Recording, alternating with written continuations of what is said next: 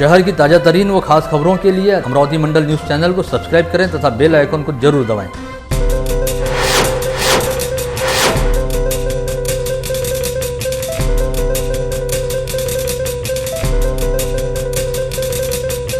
नमस्कार, दैनिक अमरावती मंडल के मंडल news bulletin में आप सभी का स्वागत है।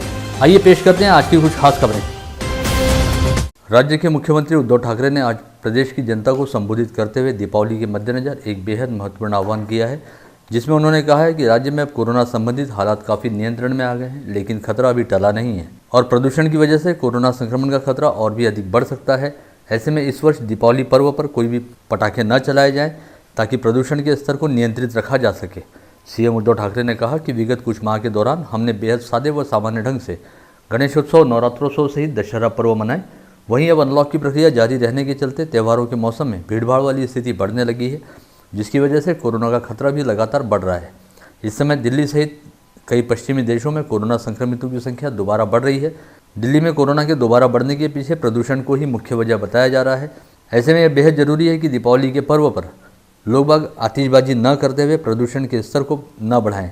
उन्होंने स्पष्ट किया कि राज्य सरकार दीपावली पर पटाखों की बिक्री अथवा आतिशबाजी पर अपनी ओर से कोई प्रतिबंध नहीं लगाने जा रही है, लेकिन वे पूरे प्रदेश की जनता से ये आह्वान जरूर कर रहे हैं कि इतने दिनों की मेहनत को 4 दिन की आतिशबाजी में जलाकर राख न करें।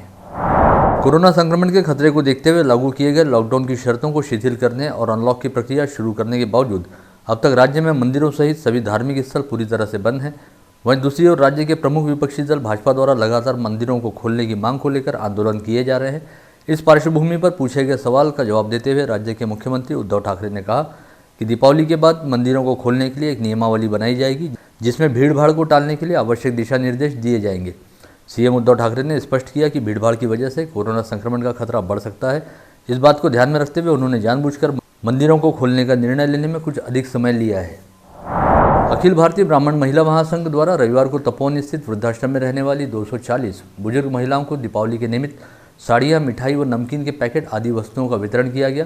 इस अवसर पर अखिल भारतीय ब्राह्मण महासंघ व महिला महासंघ के पदाधिकारियों सहित तपोवन संस्था के प्रतिनिधि व पदाधिकारी बड़ी संख्या में उपस्थित थे। विश्व हिंदू परिषद तथा बजरंग दल की स्थानीय इकाई द्वारा राम मंदिर आंदोलन के दौरान शहीद हुए शरद कोठारी व राम कोठारी की स्मृति में रविवार 8 नवंबर को शहर में 3 स्थानों पर रक्तदान शिविर का आयोजन किया गया, जिसके तहत बडनेरा रोड स्थित शुभम मंगलम में दीप प्रज्वलन करते हुए इस आयोजन का शुभारंभ किया गया।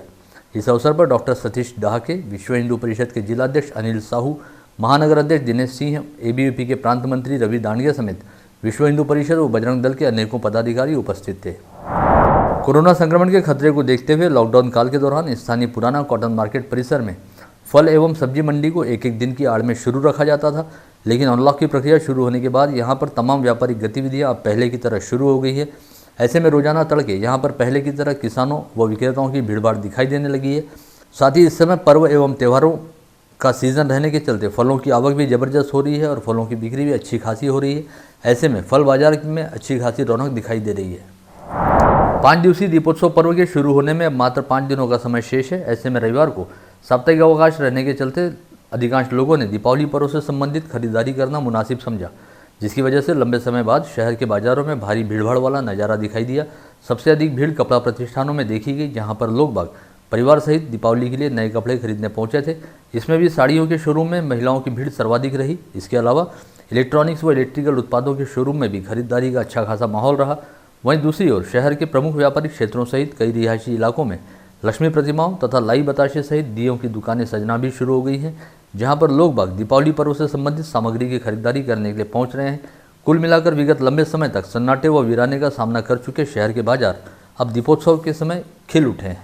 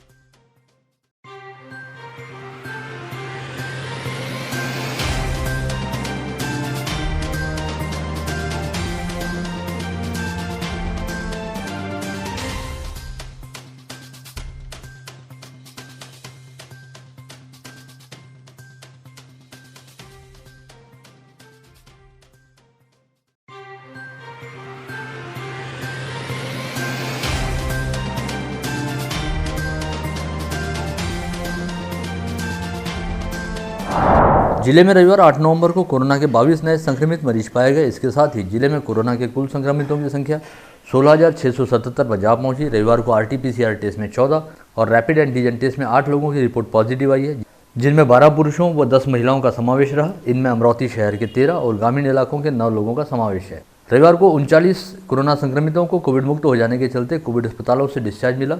जिले में अब तक 15,802 लोग कोविड मुक्त हो चुके हैं। साथ ही इस समय 204 एक्टिव पॉजिटिव मरीजों का कोविड अस्पताल में इलाज चल रहा है। वहीं मनपा क्षेत्र में 137 व ग्रामीण क्षेत्र में 166 असिम्टोमेटिक मरीजों को होम आइसोलेशन के तहत रखा गया है। रविवार को लगातार तीसरे दिन कोरोना संक्रमण के चलते जिले में किसी भी मरीज की मौत नहीं हुई। यह लगातार दूसरा मौका है जब पिछले 3 दिनों से अमरावती जिले में कोरोना संक्रमण की वजह से किसी मरीज की मौत नहीं हुई है। हालांकि अब तक कुल 368 कोरोना संक्रमित मरीज इलाज के दौरान दम तोड़ चुके हैं। स्थानीय मनपा ने वर्ष 2020-2021 के बजट में आशा वर्करों को वृद्धिगत मानधन देना मंजूर किया था, लेकिन 9 माह की कालावधि बीत जाने के बावजूद आशा सेविकाओं को इसका लाभ नहीं मिला है। ऐसे में यदि दीपावली से पहले वृद्धिगत मानधन अदा नहीं किया जाता है तो आशा सेविकाओं द्वारा मनपा आयुक्त के बंगले पर काली दीपावली मनाए जाने की चेतावनी आशा सेविकाओं के संगठन द्वारा दी गई है।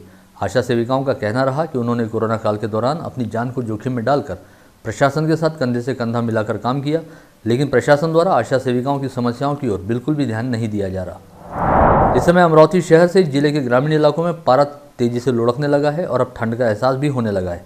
इस समय जिले का अधिकतम तापमान 32.5 डिग्री सेल्सियस और न्यूनतम तापमान 11.5 डिग्री सेल्सियस है। यह गत वर्ष की तुलना में 7 डिग्री सेल्सियस से कम है, जिसकी वजह से इस समय ग्रामीण क्षेत्रों में जगह जगह अलाव जलते नजर आ रहे हैं। साथ ही ग्रामीण सहित शहरी क्षेत्रों में लोग बाग अब ठंड से बचने के लिए गर्म कपड़ों का सहारा लेने लगे हैं। फ्रेजरपुरा पुलिस थाना क्षेत्र में रहने वाली एक युवती के नाम पर नकली फेसबुक अकाउंट बनाकर उसके साथ चीटिंग की गई। साथ ही आरोपी को समझाने वाले युवती के भाई पर पेट्रोल डालकर उसे जिंदा जलाने की भी धमकी दी गई। यह सनसनीखेज घटना प्रशांत नगर परिसर में घटित हुई। युवती के साथ कक्षा 5वीं से कक्षा 10वीं तक पढ़ने वाले दस्तूनगर परिसर निवासी आरोपी अक्षय रत्न पारखी के खिलाफ पुलिस ने अपराध दर्ज करते हुए आगे की कार्रवाई शुरू की है। राजापेट पुलिस थाना क्षेत्र के हनुमान व्यायाम प्रसारक मंडल के समीप स्थित माधवनगर परिसर में रहने वाले सराफा व्यवसायी दंपत्ति के घर में हथियारों के साथ घुसे 2 डकैतों ने हमला कर इस दंपत्ति को नगद समेत लाखों रुपयों के गहनों से लूट लिया। इसके बाद मुख्य चौराहे पर आकर हवा में बंदूक की गोली चलाकर आने जाने वाले लोगों पर पथराव करते हुए एक व्यक्ति की मोटरसाइकिल छीनकर फरार हो गए। यह सनसनीखेज घटना शनिवार की रात 8:30 बजे के दरमियान घटित हुई। इस हमले में सराफा व्यवसायी प्रदीप माथने, उनकी पत्नी शुभांगी माथने और नंदू कुटे नामक व्यक्ति गंभीर रूप से घायल हुए हैं। सभी घायलों पर अस्पताल में इलाज जारी है। पुलिस ने राजापेट व कोतवाली थाना क्षेत्र के CCTV फुटेज बरामद किए हैं, जिनके जरिए डकैतों की सरगर्मी से तलाश की जा रही है। पता चला है कि जिस समय यह वारदात घटित हुई उस समय शुभांगी माथने अपने घर में अकेली थी। अचानक 2 नकाबपोश लोग उनके घर में घुस गए और उन्हें चाकू की धाक दिखाकर घर में रखा माल निकालकर देने के लिए कहा। इस समय प्रदीप माथने अपनी दुकान बंद कर अपने घर वापस लौटे। उस समय दोनों डकैतों ने प्रदीप माथने व शुभांगी माथने के साथ मारपीट करते हुए उन्हें घायल किया और नगद समेत लाखों रुपयों के गहने लूट लिए। इस समय मचे हंगामे की वजह से दोनों डकैत काफ़ी डर गए और अपनी दुपहिया वाहन को मौके पर ही छोड़कर वहां से फरार हुए।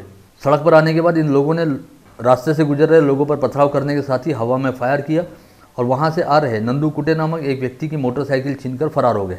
पुलिस जांच में पता चला है कि माथने के यहाँ आरोपियों द्वारा छोड़ी गई मोटरसाइकिल चांदूर बाजार में रहने वाले किसी व्यक्ति की है और इस गाड़ी को चांदूर बाजार से चुरा लिया गया था। वहीं नंदू कुटे नामक व्यक्ति से छीनी गई दूसरी दुपहिया गाड़ी हमालपुरा परिसर में मिली है। पुलिस इस मामले की जांच कर रही है। फ्रेजरपुरा पुलिस थाना क्षेत्र में रहने वाली एक विवाहिता के साथ फेसबुक के जरिए दोस्ती करने के बाद चांदूर रेलवे के कोल्हार परिसर निवासी आरोपी सीरज सोलंके, प्रफुल्ल मस्के और नांदगांव खंडेश्वर निवासी चेतन खंडारे नामक आरोपियों ने महिला का अपहरण कर उसके साथ दुराचार किया था। इस मामले में पुलिस ने तीनों आरोपियों को हिरासत में ले लिया है। अदालत ने तीनों आरोपियों को 10 नवंबर तक पुलिस कस्टडी में रखने के आदेश दिए हैं। पुलिस आगे की जांच कर रही है। कोल्हापुरी गेट पुलिस थाना क्षेत्र के अंबेडकरवाड़ी परिसर निवासी 55 वर्षीय मारोतराव मनोहरे नामक व्यक्ति ने टीबी की बीमारी से परेशान होकर अपने ही घर में खुद को फांसी लगाकर आत्महत्या कर ली। सूचना मिलते ही पुलिस ने घटनास्थल का पंचनामा करते हुए मारोतराव के शव को पोस्टमार्टम के लिए जिला सामान्य अस्पताल के शवागार में भिजवाया। पुलिस ने फिलहाल आकस्मिक मौत का मामला दर्ज किया है। मामले की जाँच चल रही है। इसी के साथ आज का बुलेटिन यहीं समाप्त होता है। कल दोबारा आप सभी से मुलाकात होगी ऐसे ही कुछ खास खबरों को लेकर। तब तक के लिए नमस्कार।